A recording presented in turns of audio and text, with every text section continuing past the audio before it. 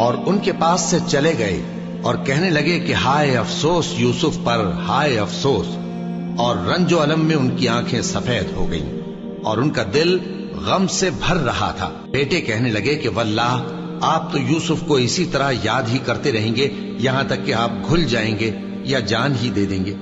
انہوں نے کہا کہ میں تو اپنے غم و اندوہ کا اظہار اللہ سے کرتا ہوں اور اللہ کی طرف سے وہ باتیں جانتا ہوں جو تم نہیں جانتے۔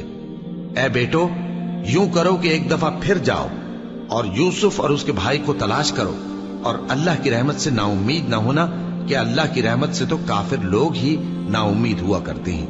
پھر جب وہ یوسف کے پاس گئے تو کہنے لگے کہ اے عزیز، ہمیں اور ہمارے اہل و عیال کو بڑی تکلیف ہو رہی ہے اور ہم یہ تھوڑا سا سرمایہ لائے ہیں، آپ ہمیں اس کے عوض پورا غلہ دے دیجئے اور ہم پر خیرات کیجئے کہ اللہ خیرات کرنے والوں کو ثواب دیتا ہے۔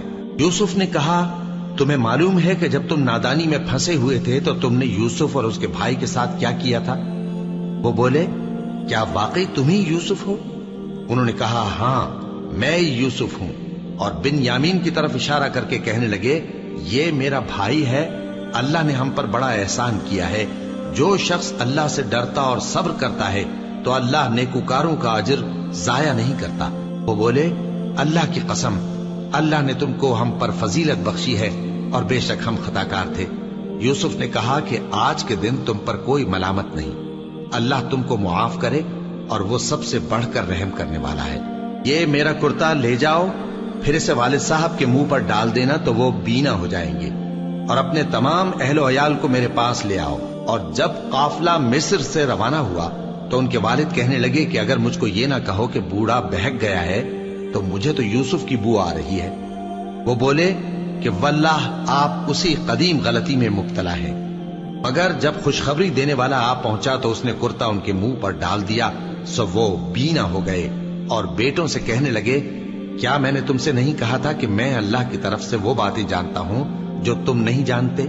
بیٹوں نے کہا کہ ابا ہمارے لیے ہمارے گناہ کی مغفرت مانگیے، بے شک ہم خطاکار تھے۔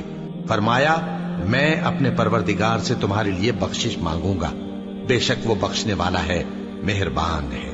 پھر جب یہ سب لوگ یوسف کے پاس پہنچے تو انہوں نے اپنے والدین کو اپنے پاس جگہ دی اور کہا مصر میں داخل ہو جائیے، اللہ نے چاہا تو امن و امان سے رہیے گا۔ اور اپنے والدین کو تخت پر بٹھایا اور سب ان کے آگے سجدے میں گر پڑے۔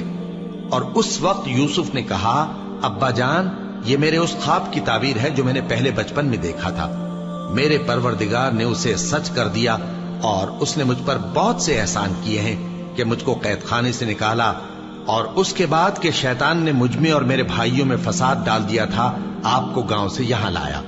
بے شک میرا پروردگار جو چاہتا ہے تدبیر سے کرتا ہے، وہ علم والا ہے، حکمت والا ہے۔ جب یہ سب باتیں ہو لیں تو یوسف نے اللہ سے دعا کی کہ اے میرے پروردگار، تو نے مجھ کو حکومت سے نوازا اور خوابوں کی تعبیر کا علم بخشا۔ اے آسمانوں اور زمین کے پیدا کرنے والے، تو ہی دنیا اور آخرت میں میرا کارساز ہے، تو مجھے دنیا سے اپنی اطاعت کی حالت میں اٹھائیو اور آخرت میں اپنے نیک بندوں میں داخل کیجو۔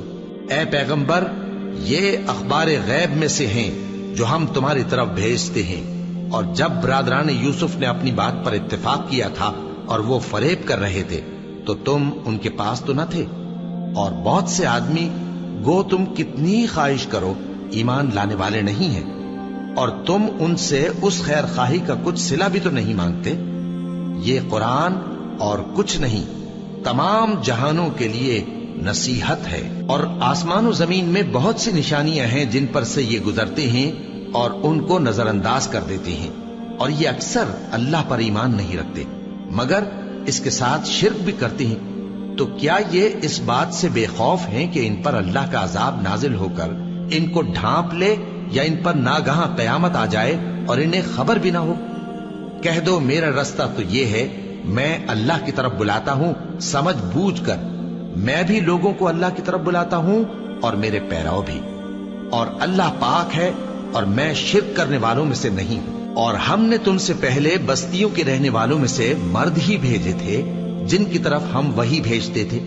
کیا ان لوگوں نے ملک میں سیر و سیاحت نہیں کی کہ دیکھ لیتے کہ جو لوگ ان سے پہلے تھے ان کا انجام کیا ہوا؟ اور متقیوں کے لیے آخرت کا گھر بہت اچھا ہے۔ کیا تم سمجھتے نہیں؟ یہاں تک کہ جب پیغمبر نا امید ہو گئے اور انہوں نے خیال کیا کہ اپنی نصرت کے بارے میں جو بات انہوں نے کہی تھی اس میں وہ سچے نہ نکلے، تو ان کے پاس ہماری مدد آ پہنچی۔ پھر جسے ہم نے چاہا بچا دیا، اور ہمارا عذاب اتر کر گناہگار لوگوں سے پھیرا نہیں کرتا۔ ان کے قصے میں عقل مندوں کے لیے عبرت ہے۔